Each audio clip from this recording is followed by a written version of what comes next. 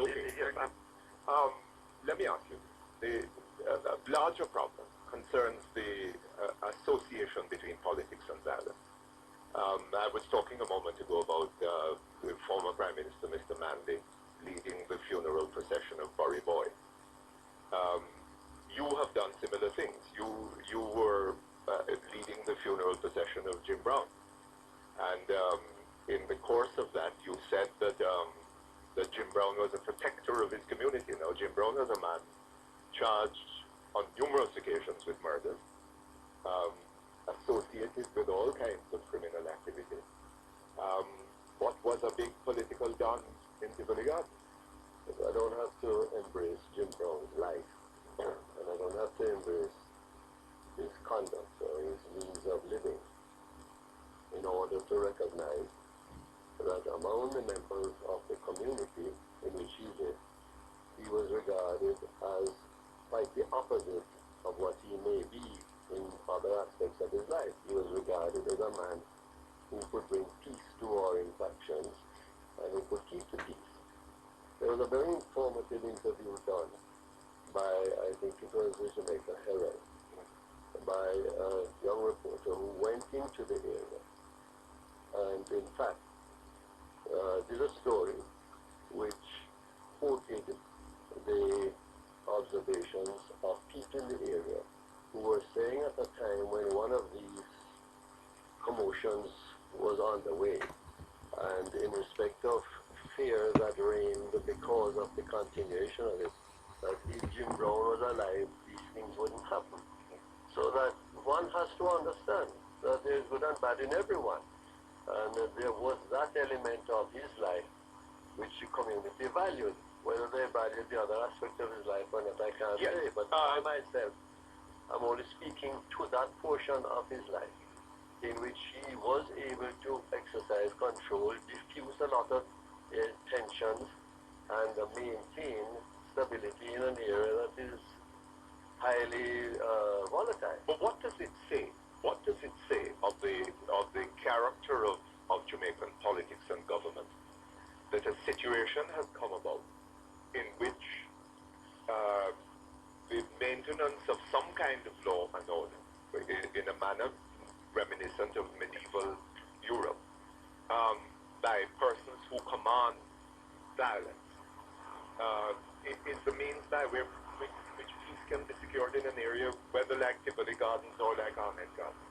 It speaks to the ineffectiveness of the authorities who are supposed to. Now, what is that the result of? That is a result of the fact that in days prior to the recent changes that have been taking place, the authorities, as represented by the police force, acted in a very corrupt manner. Yes. Which led the people to feel that they couldn't get justice from them. Yes. And as a result, some other source of justice had to be found. Absolutely. Now, is this a result of the political manipulation of the police force, not just by the PNP, but also by your party? Well, I don't think that one can lay the blame of political manipulation to my party to the extent that they can in respect of the performance of the PNP government.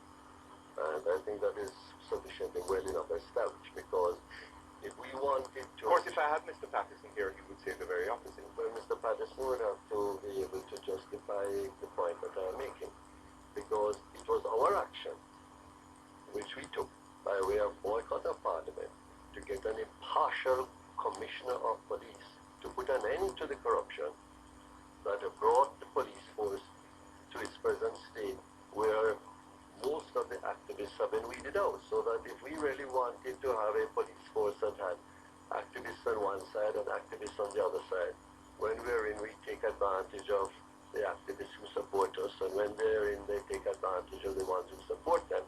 If that is what we wanted to continue, then we wouldn't have stayed out of Parliament for 3 months, but I wouldn't have refused to name the persons to be appointed to the Senate. The cynical response to that is that you did this when you were in opposition and when the activists concerned were activists put there by your opponents. When you were Prime Minister during 8 years, what steps did you take to produce this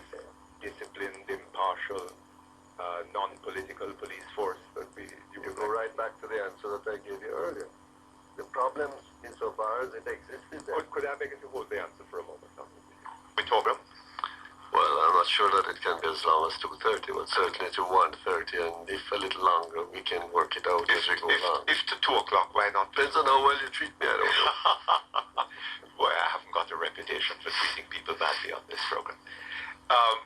We were talking about violence, and we were talking about the police force, the political manipulation of the police. Yes, and you were asking me why it is I didn't take the action of, well, I could not take an action of boycotting my own time against my own government, but why is it, what we did at the time to deal with that kind of activism and corruption in the police force. Government, yeah. But using the opportunity to create the kind of police force that we are now talking about, I'm not quite sure whether that police force that we're talking about is likely to exist, because I noticed that every time Mr. Macmillan does something, he's timing. Well, there's a reason for that. Yes. Well, let me answer the first question, and we can talk about that. Yes. The fact of the matter is, to the extent that this sort of pattern of behavior existed in my time, it was minimal by comparison with what existed, culminating in the gross corruption that took place in the last general election, which the police participated fully, the activist police.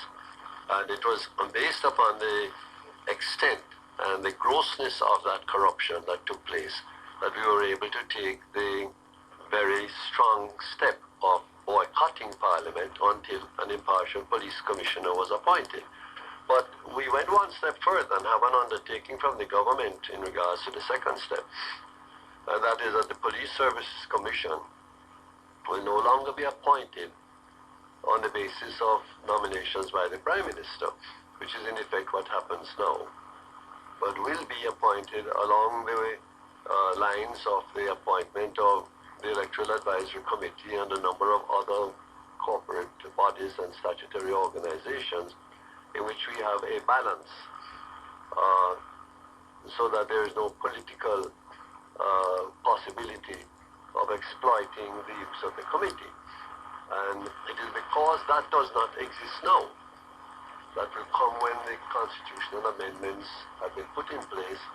It is because that does not exist now that Mr. Macmillan has difficulty, because he does not have the powers that he needs from a Police Services Commission, which will grant him those powers to enable him to carry out his function as Police Commissioner effectively, or fully effectively. We'll come back to the question of the Constitution, hopefully. But the last time we spoke together on this program, you agreed with me that the Prime Minister's description of the politics of this country as a fight for scarce benefits and spoils carried on by hostile tribes is valid, and that politics was inherently violent and inherently corrupt. Isn't it true that corrupt politics has corrupted everything that it has touched, and that we cannot have the kind of police force, the kind of independent, disciplined, efficient police force that we are talking about without something fundamental changing in the nature of the politics? Well, you ask a very generalized question, or you put a very generalized position without something fundamentally changing in the nature of the politics. Well, given a corrupt politics, we have to have a corrupt police force. That is not necessarily so, because a mechanism which deals with the police force can be de-corrupted, if there's such a word. But if that happens, then there is going to be conflict between an efficient, professional police force and the corrupt politics. And one day you're going to see a policeman hauling the Prime Minister before the court. Well, I am not sure that we are speaking about something that is not desirable.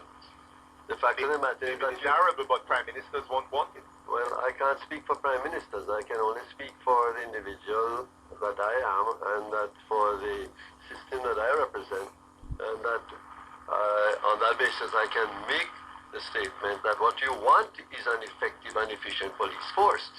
And since I, as an individual who has held the position of Prime Minister, never practiced the favoritism that's supposed to go with the office and the other perks that go along with that, I have no problem with an efficient police force taking the necessary action that it has to take. It is nonetheless true that in 30-odd years of independence, we have not been able to generate such a police force. What in fact has happened is the police force has been going in the opposite direction. Up until recently. Well, I don't know that it has stopped. Has it stopped? Mr. Macmillan can't do what he wants to do. Well, first of all, you asked a question, so you must allow me to answer. Yeah. The fact of the matter is that there has been a dramatic change in the character of the police force as it exists today than up to the 1993 general elections, when it was getting progressively worse and worse year by year.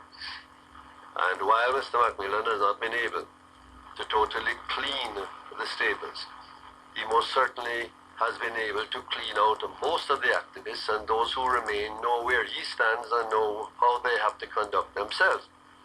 The fact that he has not been able to complete the job is because he's not empowered to do so.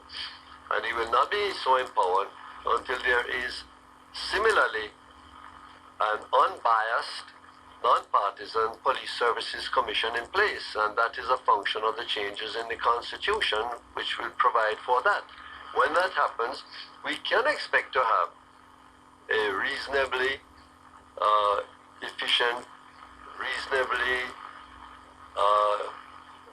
police force with integrity, etc., to the extent that these things are possible in any society, because I don't think you have the kind of police force that you may be contemplating anywhere else except perhaps the British, who have long been able to pride themselves upon the integrity of their own force. And even in their case, we know of a number of instances which have affected Jamaicans abroad, to speak only of those, in which corruption exists in the British police force too. Okay, back to the issue of violence. The violence is associated with what are called garrison constituencies.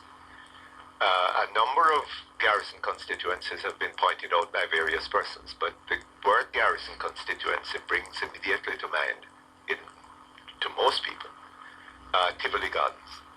Tivoli Gardens, people like Claudia Massop, Jim Brown, Popcorn, Dodus, Nono Puss, people like these. The connection between politics and violence, everybody believes, most people in the country, I don't know of anybody who doesn't believe that this connection isn't firmly rooted. And you, as the MP sitting for a garrison constituency, the only person that has represented that constituency for more than one term, you have been plastered with an association with violence. Your association with people like Massop and Brown and Blood and others such. How do you respond to that? Doctors sometimes catch disease if they have to deal in places that have you caught the disease? The fact of the matter is that there's very little chance of you in communities like that not coming across the persons who are high-profile figures within those communities. Now, as I said at the very beginning, one doesn't embrace the lives. One doesn't necessarily embrace the manner of living, the style, the conduct, etc. of individuals as to whether you know them or not. I'm sure you know many people and perhaps have associations with a number of persons whose own lifestyle and whose own conduct are not exactly how you would want to see either them conduct their lives or how you conduct yours. The fact of the matter is they exist in society. They're not part of my organization. Well, one has to draw a line as to what you call part of an organization. Would people like those that have I want to go back to the point that you made at the beginning when you single out Tivoli Gardens. The fact of the matter is, as you perhaps may have seen in an article published recently by Dornridge, a list of the number of gangs that exist throughout the corporate area. And you may have taken note of the fact if my memory serves me correctly, there were something like 7 that were supposed to be affiliated with the JLP, and over 50 that were affiliated with the PNP. The fact is that there are many garrison communities throughout the corporate area. Some of them do not come into the news very often and are not high profile because they do not have hostile borders.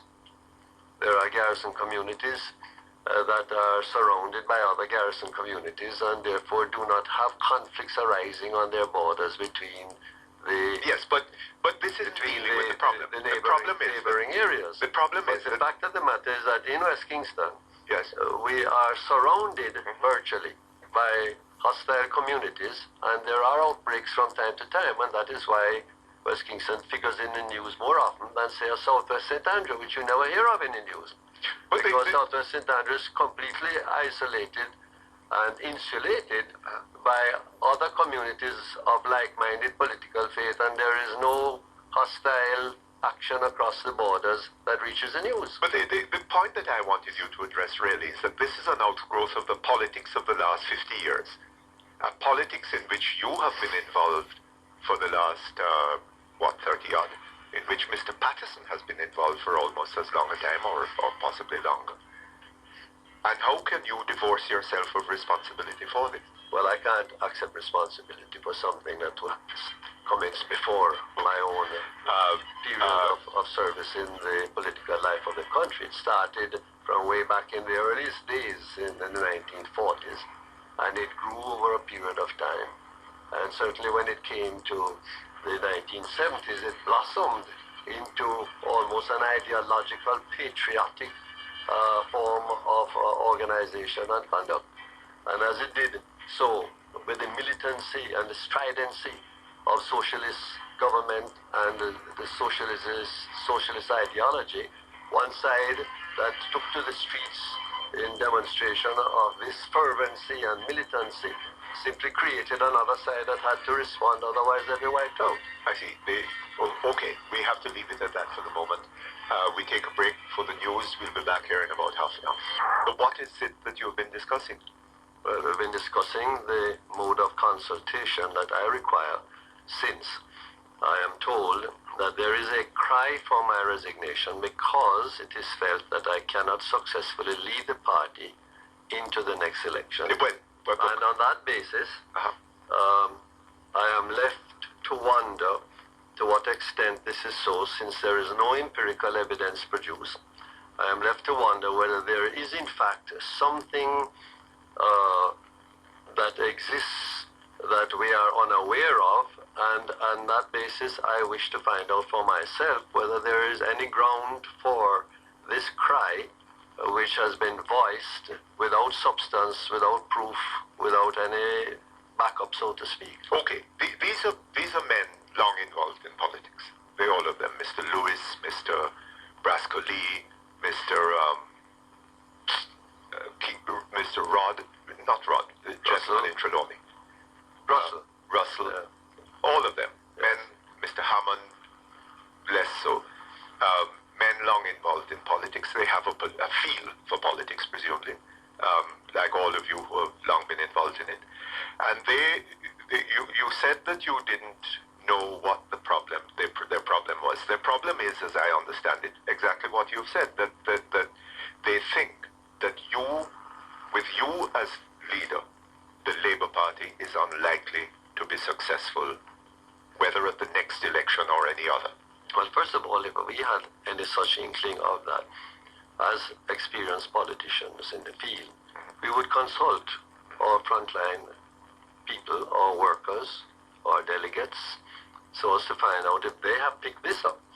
The fact of the matter is that they held no consultations whatsoever with any of their delegates. But the delegates themselves affirmed that, okay, and they themselves admitted that.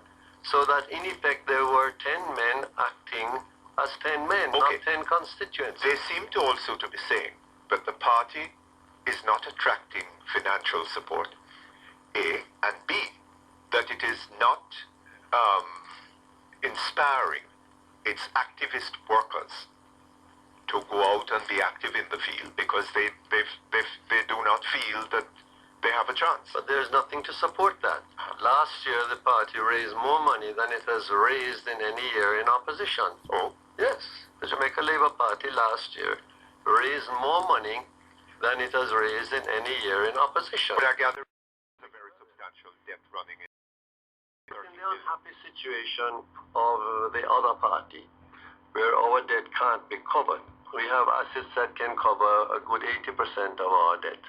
And we are making the necessary arrangements to liquidate that much of the debt. How much did the party raise last year? Over $4 million. $4 million. Yes. And this is the highest amount that it has raised in opposition. Discounting for inflation. Discounting election. No, but I'm talking about inflation. I mean, higher in real terms or higher in nominal terms? No, in nominal terms. Nominal terms. Yes. But it was sufficient for us to carry out a well-run campaign in the field of our organizational team, which visited virtually every constituency and addressed the frontline workers in virtually every constituency.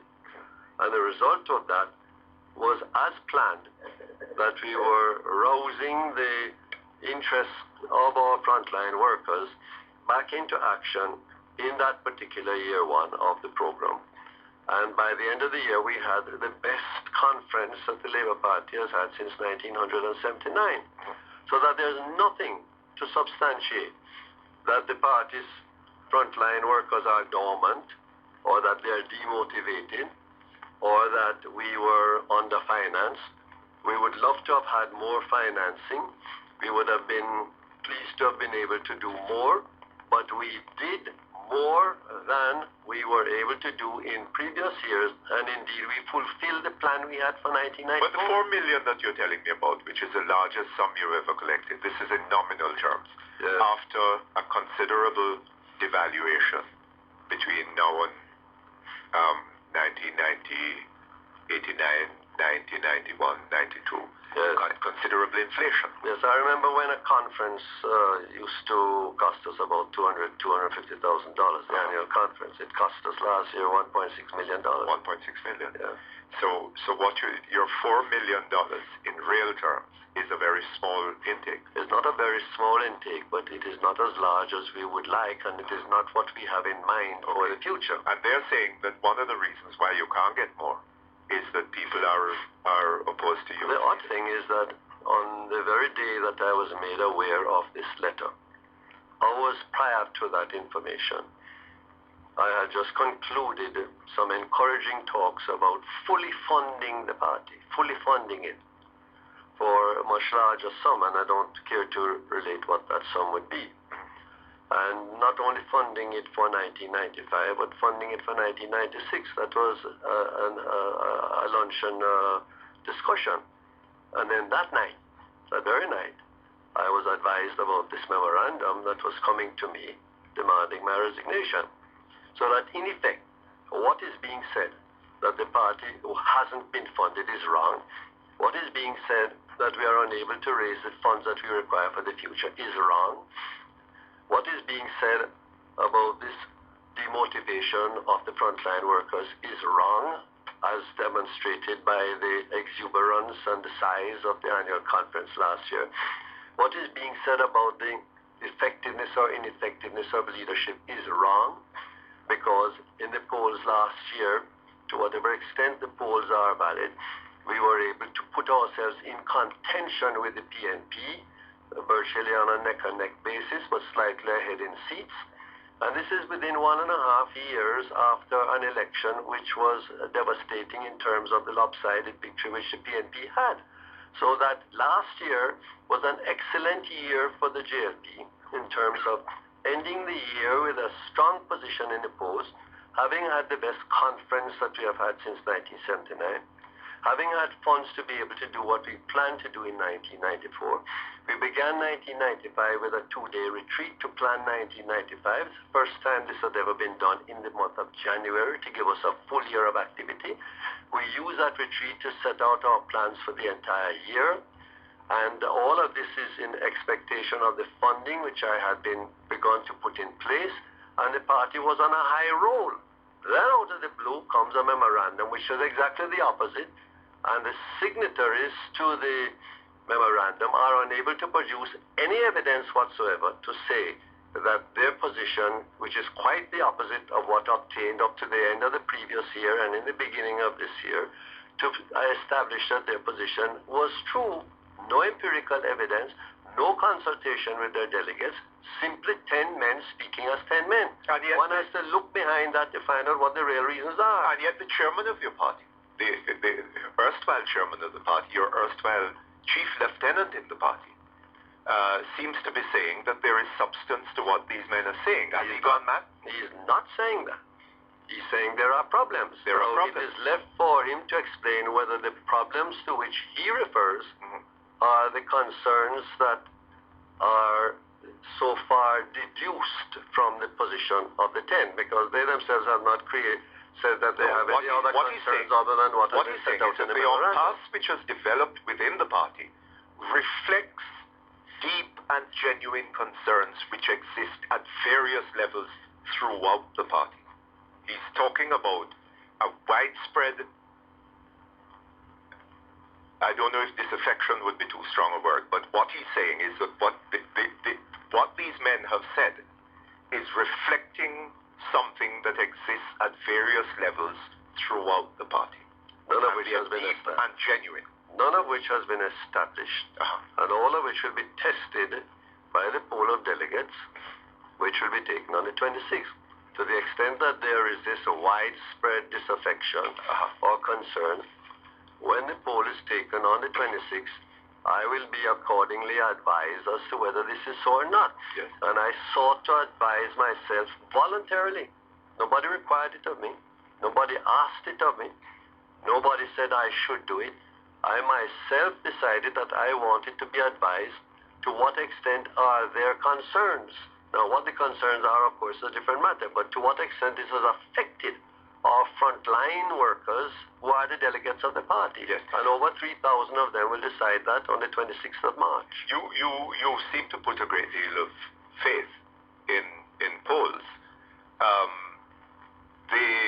We're not talking about the same thing. I'm talking about an actual vote by over 3,000. Oh, yes, but you made reference to the Carlstone poll. And the Anderson polls, yes. And the Anderson poll. Yes. I gather that there's been a poll, Carlstone poll commission, which the results of which are now showing 23% support for the PNP, 17% support for the Labour Party, 60% uncommitted. And further, in response to the question, should Mr. Seaga step down, 17% of the PNP say yes. 24% of the JLP say yes. And 59% of the uncommitted say yes. So we are saying that 76% of the JLP say no. 76% of the JLP say no. Yes. And 83% of the PNP say no. Say no. Yeah. A larger percentage of the PNP say no than of the JLP. Yes. And of course, of the uncommitted, 41% say no. Yes, of course, you have figures that I am not aware of. Yes, I know that there's a poll taken. So I gather that this is what that poll is saying. Yes, well, I haven't got the figures on okay, that. Okay, if these are correct, if that is what these polls are saying, given your own reference to polls, what would you say? Well, certainly if 76% of the JLP, which is a group that we are interested in polling, say yes, that is a very significant percentage of the JLP supporters who would want me to stay. Remember, we're not dealing here with delegates now. Yes. We're dealing with a larger body, island-wide JLP supporters. Yes. And I would consider that to be a substantial level of support. Okay.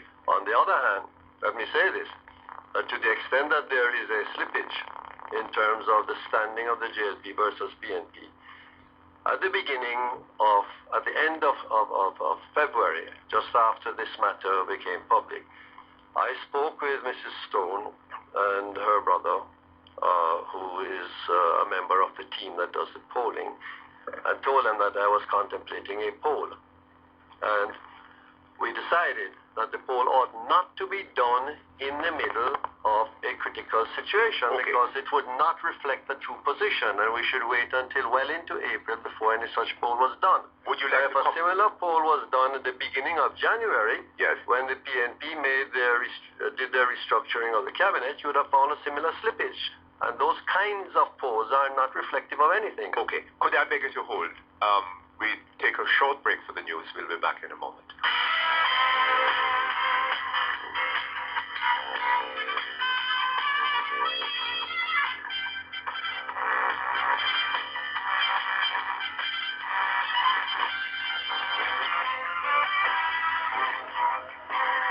Okay.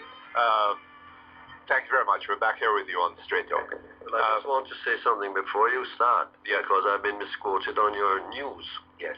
I did not say that the cause of inner city violence was corruption of the police. You asked me a question in which I responded by saying that was the position in the past, and that was the reason for conflict between various communities, because they didn't feel that the police would deal with them fairly.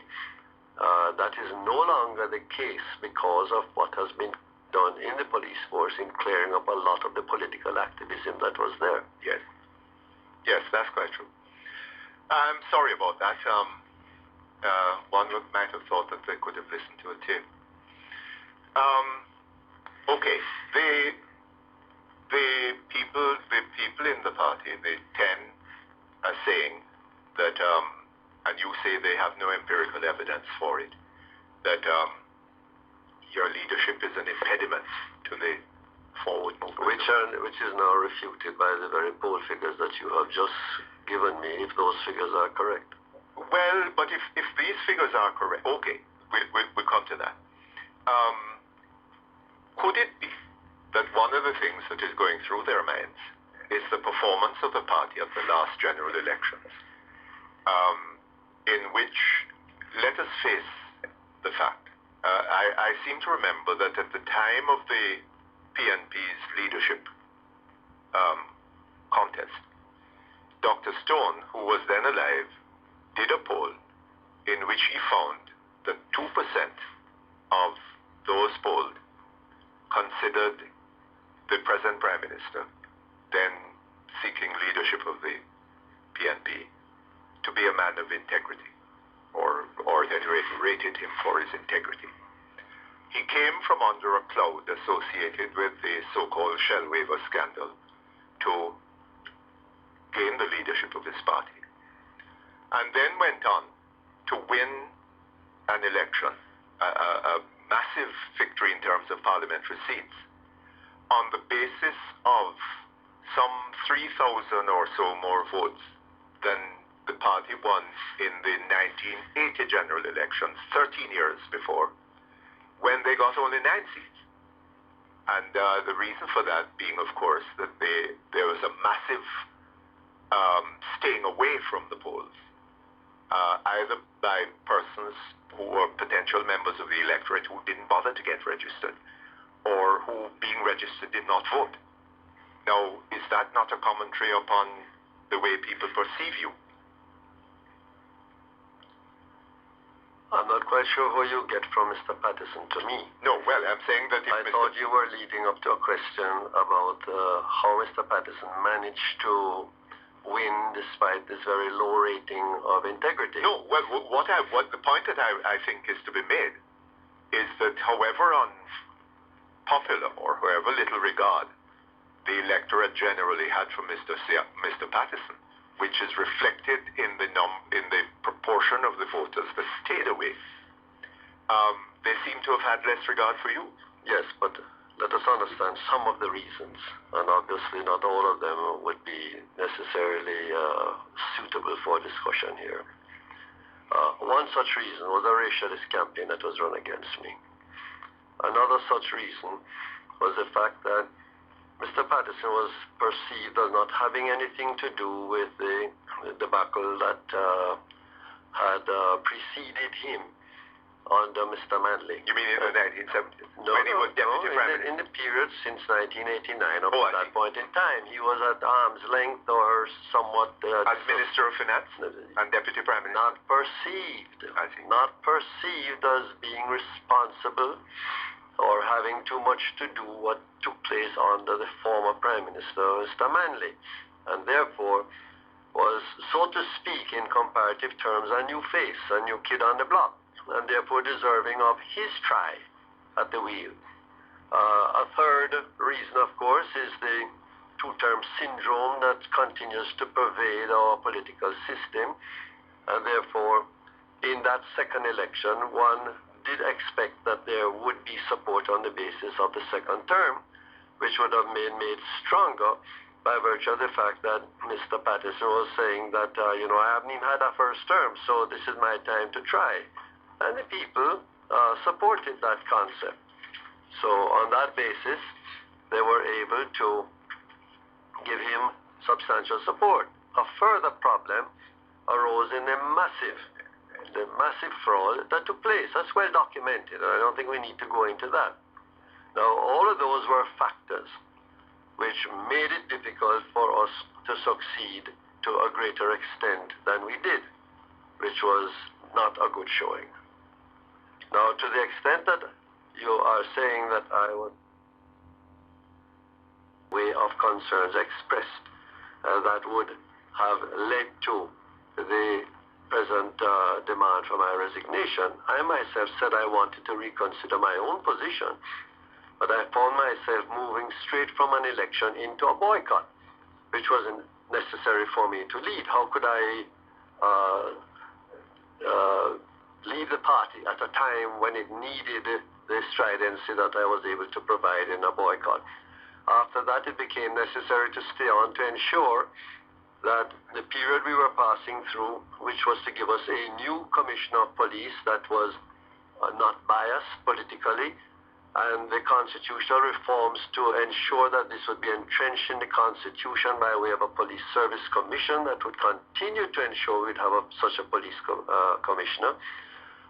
It was necessary for me to stay on to ensure that these things happen. And so I found myself from one position, one issue to another, having to stay to see it through, not out of desire for staying, but out of the need to stay. And at no time during that process was there ever any concerns expressed which said that I was not able to lead the party through that phase. And at no time, even in the annual conferences that took place in 1993 and the conference that took place in 1994, in both cases in which I was re-elected unanimously, did these concerns surface. And I go further to tell you that I was never even asked to meet with the group.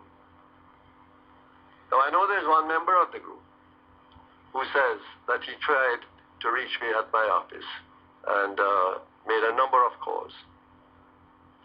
It happened to have been at a time when I had a problem with the accident that my mother suffered, a broken hip, which required a lot of my own time. Is she all right? She's quite fine now, thank you. And it happened to have been at a time when I had a matter taking to the Parliament, which required a lot of my time to put it together. And I was not able to return the calls, but the same member saw me in Parliament during one of those 3 days in which he said he wanted to call me. And the same member and others of the same group saw me at standing committees throughout January. And the same members were present for 2 days with us during the retreat at the end of January. And one of the same group spoke with me in that period of time, and one of the same group wrote to me during that period of time, and in no instance did any of them at any point, at any time, raise the question for a need for a meeting. Okay, hold on just a moment. These are money. Members of the 10 made no attempt to get in touch with you too. Yes, let me summarize. I have never had a request for a meeting. Until after I learned, 4 days after I learned that a letter was being sent to me demanding my resignation.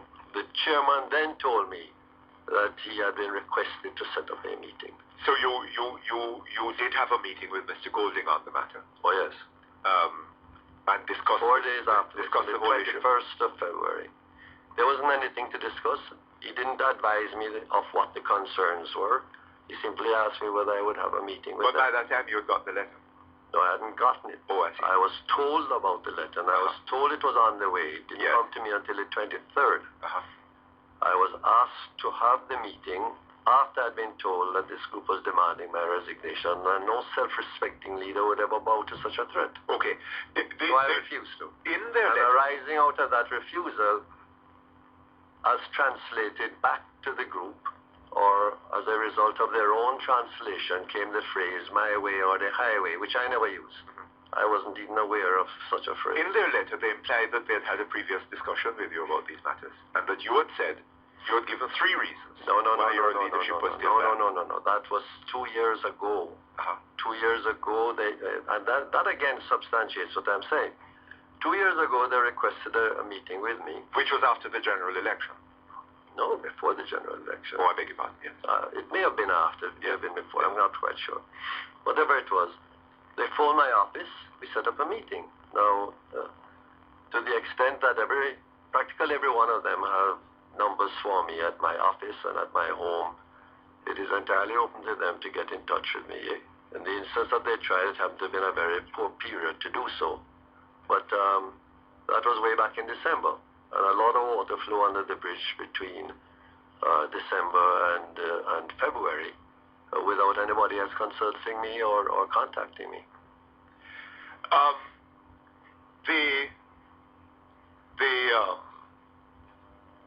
I gather that you have told the standing committee of the party a couple of weeks ago that the sum total of the contribution of the 11 or 10, whatever it is, can be forgotten in a day.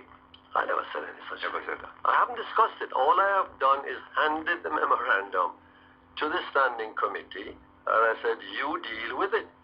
And the standing committee of the party has taken charge of the matter, and the secretariat has been commissioned by the standing committee to arrange the poll and to carry out the necessary work that has to be done.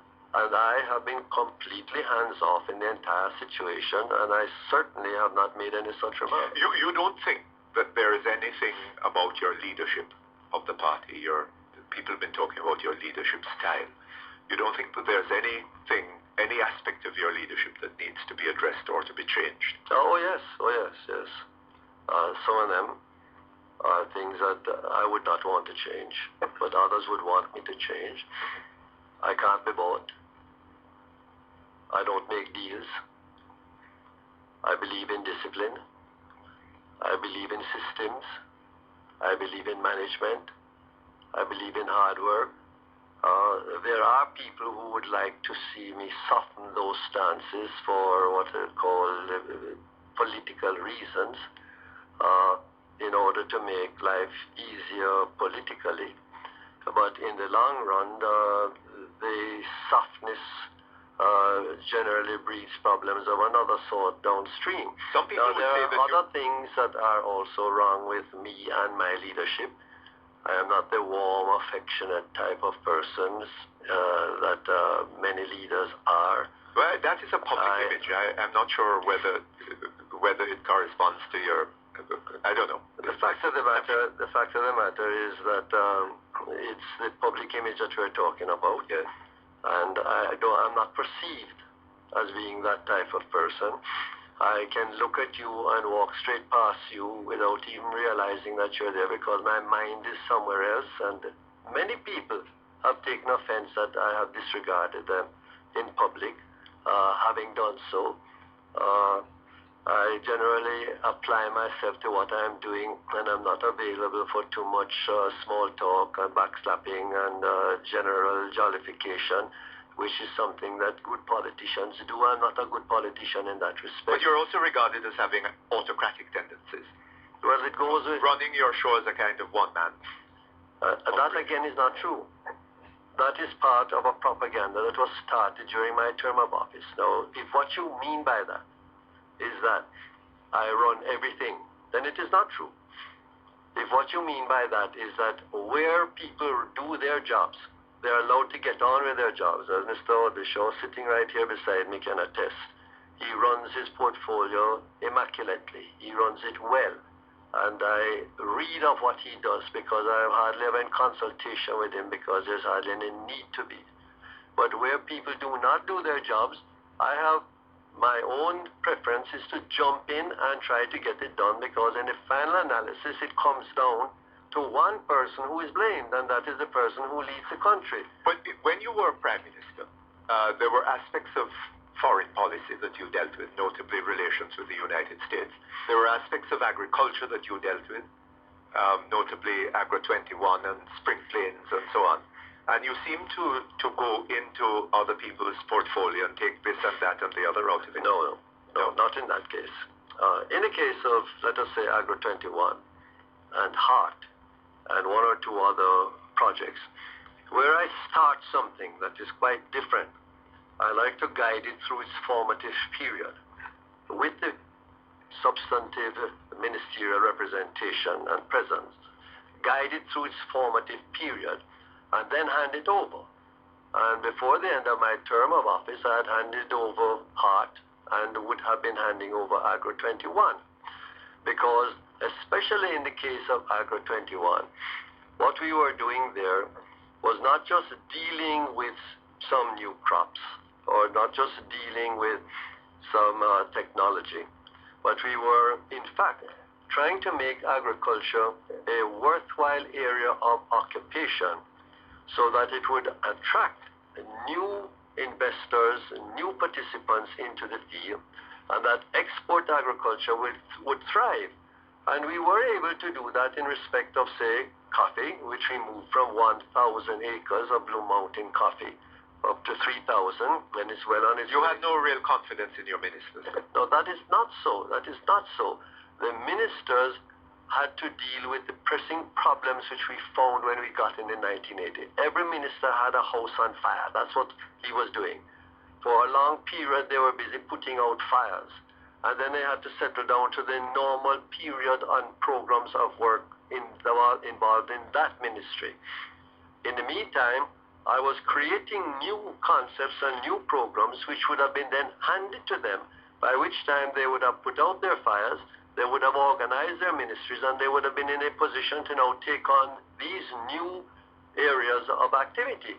We were trying to make agriculture a payable, attractive form of private enterprise, and that required a whole new mindset. It required a whole new concept. It required something that was different from what exists in agriculture, that you do it because you can't do anything else, and that it is not a payable area. So that required some really detailed work, and it was done in conjunction with the Minister of Agriculture. I was talking to Mr. Samuda on this program recently, and he said that when you were Prime Minister and you summoned cabinet ministers to see you, they had to pay a visit to the bathroom before they came to your office. Well, I don't know which bathroom they used, because it wasn't mine. No. And I think that is an exaggeration which Mr. Samuda used. Well, I don't know. Maybe he had been summoned to your office on various occasions.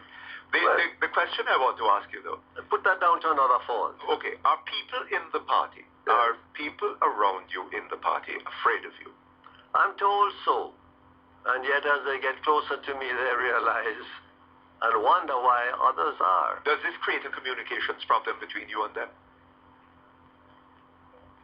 I would have to say that possibly it does. And again, that's an area of fault. Sometimes there's a need for other persons to approach me rather than a direct approach.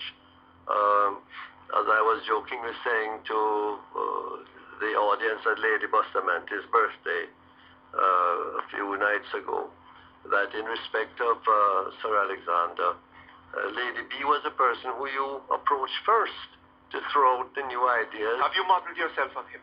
Pardon me? Have you modeled your leadership on his?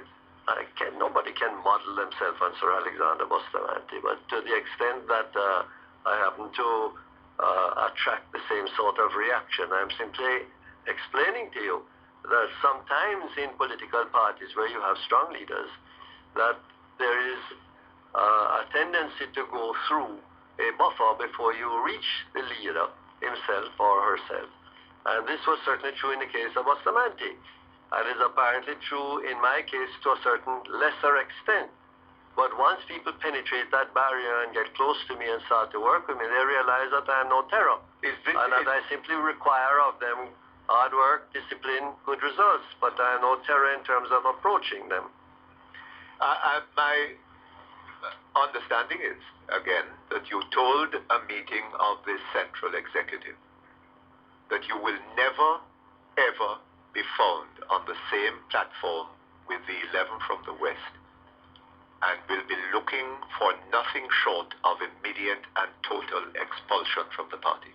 No, expulsion from the party has to be based on breaches of discipline, breaches of the party's constitution, which would be decided by the disciplinary committee of the party. And while I have not examined it in the light of whether breaches have been committed, none of us have even looked at that question, because quite frankly, that is not an issue before us at this time.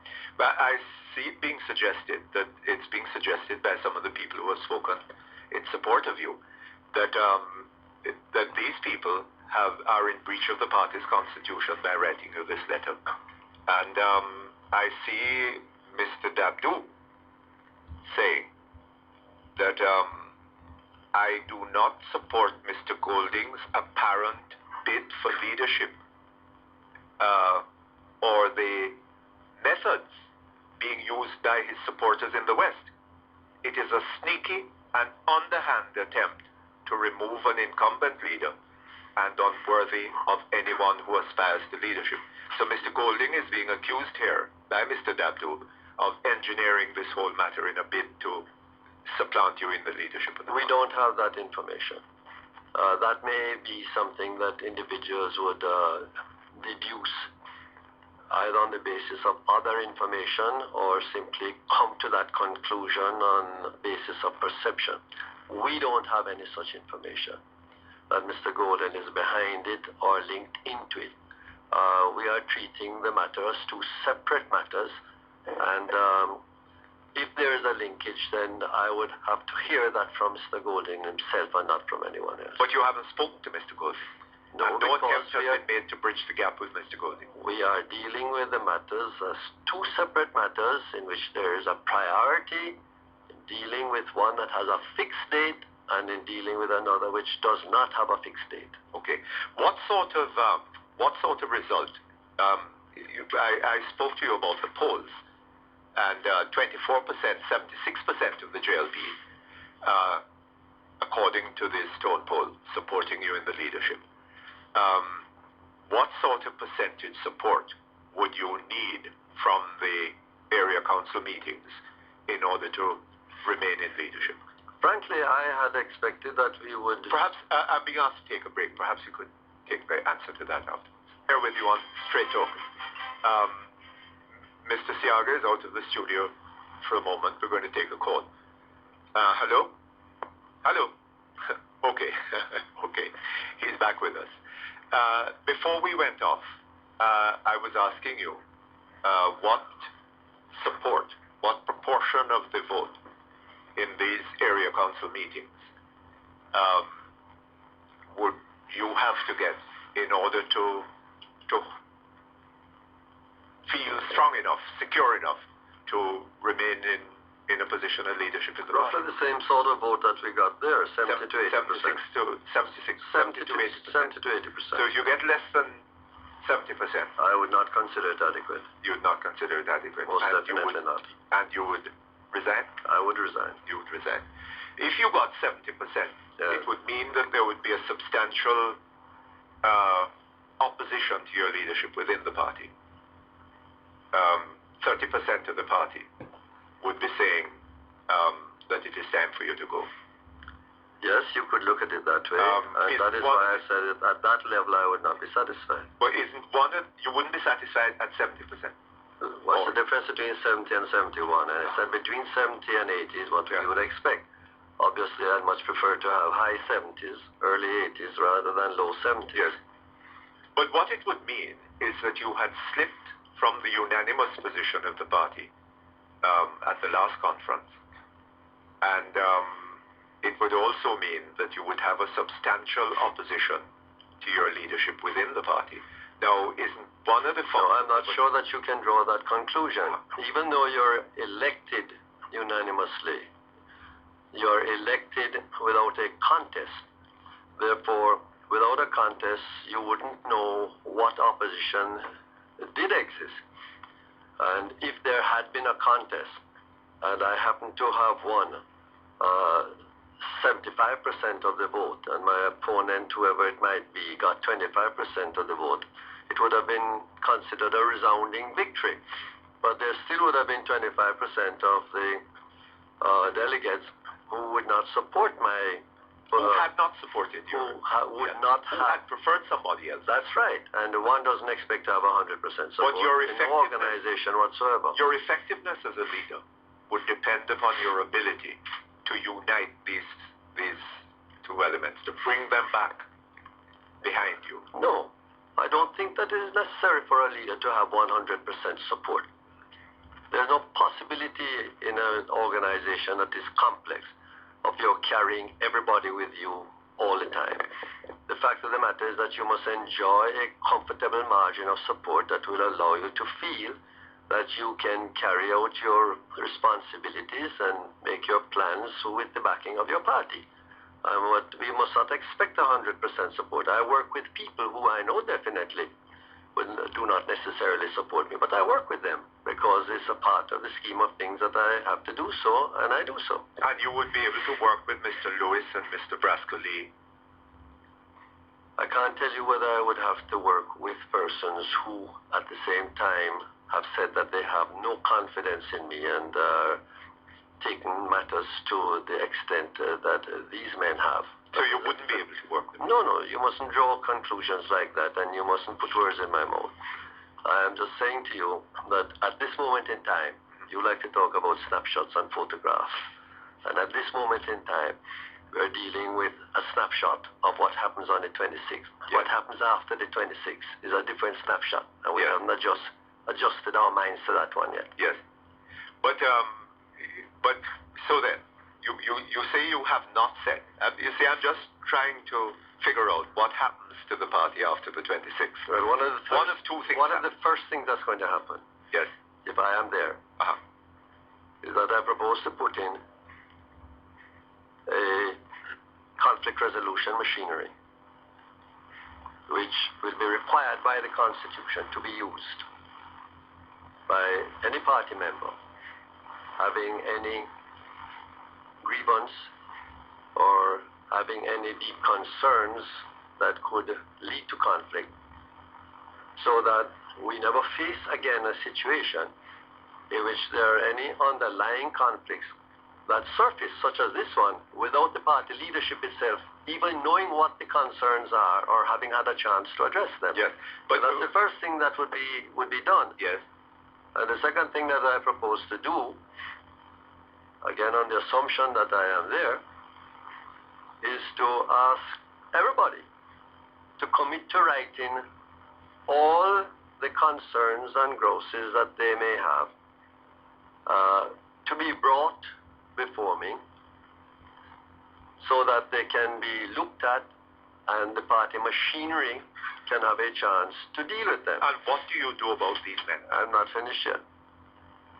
And the third thing that I would be doing is what I had said would be done at the retreat, when at the end of a 2-day retreat in which a half day was allowed for this purpose, and nobody from that group or any other area raised any questions of concern. Maybe they were afraid. What I said at that time was that we would have another 1-day retreat which we would use to deal with the two issues that we had not been able to address. One was the finances of the party, and the other was public relations and image. And I later explained to my colleagues that what I had proposed to do was to ask the party members to address the question of my own image, so that I would have the opportunity myself to deal with such concerns as they may raise, and indeed to try to reposition either their thinking on my image or reposition my image to their thinking. Yes, but I'm asking you, what happens to these men? I said we're taking snapshots today of 26th of March decision, and other snapshots will be addressed in due course. Okay. What happens to Mr. Golding? Is that obviously we need to find out from Mr. Golding, and that most certainly has to be addressed. What are his concerns? Whether his concerns are the same as this group of 10, which some people imply, but which we have no evidence of. And we must address those concerns as an important area for the party to understand what other problems may exist. Your career as leader of the Labour Party has thrown behind it a long list of names of men, wreckages of political careers. So has the PNP. That have not been able to work with you in the party, or you with them. The PNP, the PNP has the same problem. To the same extent? I would say so, yes. No? In the 1970s, we had a number of persons who left the party at that time, and subsequently we had other persons who have left the party. And I don't. But in each instance, the reasons given, which are usually very noble ones, were the true reasons of why they did so. Because I know in my own case, and I'm not going to go into any individual case, that the public would be greatly surprised at some of the real reasons for these departures as compared to what the public perception was or what the public reason was that was given. But isn't that and very unfair? often it has to do with just personal reasons. But hold on, is that unfair to people? Because you're now leaving people to speculate as to what might have been the reasons, and they will have in mind a number of persons who have left the party during the time that you've been there. The whole thing is based on speculation. Yes, but you're fueling the speculation now. No, you're saying to people that, you know, if you only knew, and they're free to roam all over the place, and to lower in the public esteem that this is what is going to happen. Men who perhaps may not have been guilty of any such thing. Well, no, I am not in any way, and let me clear that, in respect of any of them implying anything improper or anything corrupt. There was never such a reason in my period of office of anyone leaving party or my cabinet for such reason. Absolutely not. But there were some just personal reasons. And some of them, if we want to generalize, not being given the ministerial responsibility they wanted, or having a change of ministry, or a demotion, or a cut of ministry, things like that. There were others that were not quite of that same And yet nature. you seem to have stirred up virulent hatreds among some of these people. Yes, I do know some of them hold me in low esteem, and some of them still have a strong feeling about me, having, so to speak, not found it possible to satisfy them in whatever it is they wanted. And that is their entitlement. But is it unreasonable that they should have wanted some of these things? Yes. Okay. Hold on just a moment. The Labour Party, many of them ex-Labour Party people, some of them, like Mr. Semuda, gone across the other side. Some of them, like Mr. Pernell Charles, hanging on, I suppose, by the skin of his teeth. No?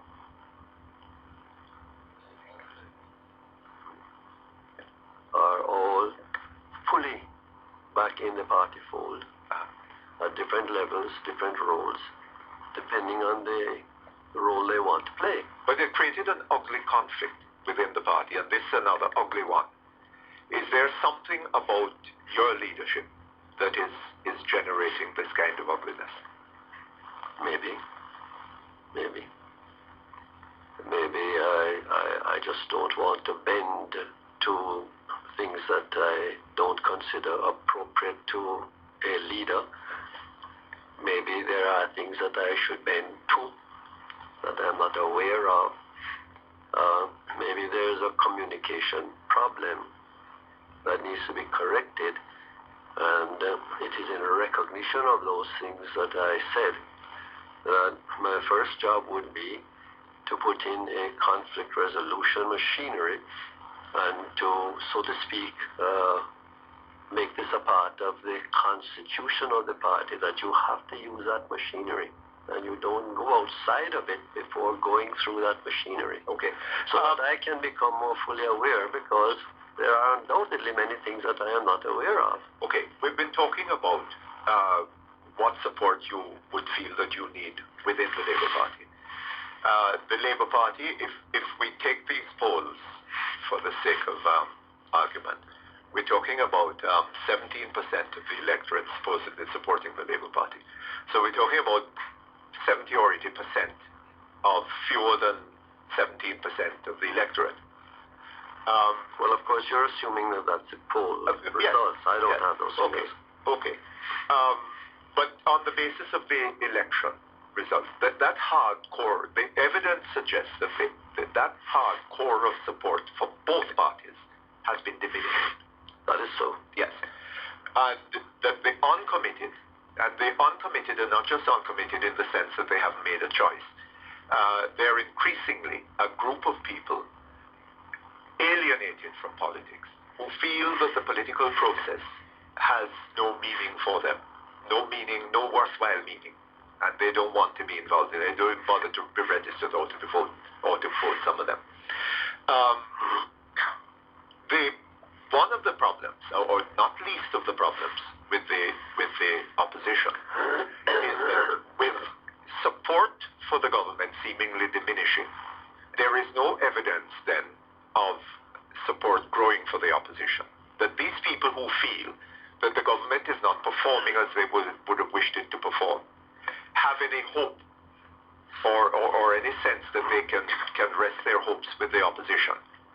And what one does not hear is anything coming out of the opposition calculated to inspire these people to a renewed faith in the political process. Because there's about 10 reasons why we can account for those things. Yes. And perhaps I should stop you there before it gets to 15. Let me see if I can recount what we are saying here. That there is a large group of people who are alienated from the political According to this poll, 60%. Yes, well, I'm not too far from what happened in the general election. I'm not doubting that. Yes. I'm not disputing that. There's no question about the fact that there is large-scale alienation. I contend, one, that will not be so if there is a general election in which there is a new system of voting with integrity, which will guarantee one man, one vote, same man, same vote. So what you're saying is that people are alienated from the electoral process? No, you're trying to put words in my mouth again. What I'm saying is that a part of that percentage is going to come back because they are fed up with the system that cannot guarantee them the right type of a proper voting arrangement. That's one. Two, there will always be, as a part of that 60%, those persons who do not vote. And this may be as much as 25% on this, in any election at this time, because the issues are not as burning as they were when we had that huge 84% turnout in 1980. So that if you've got a 75% turnout or even a 70% turnout at the next election, we should consider ourselves doing very well. Not providing, there's no purpose in supporting it.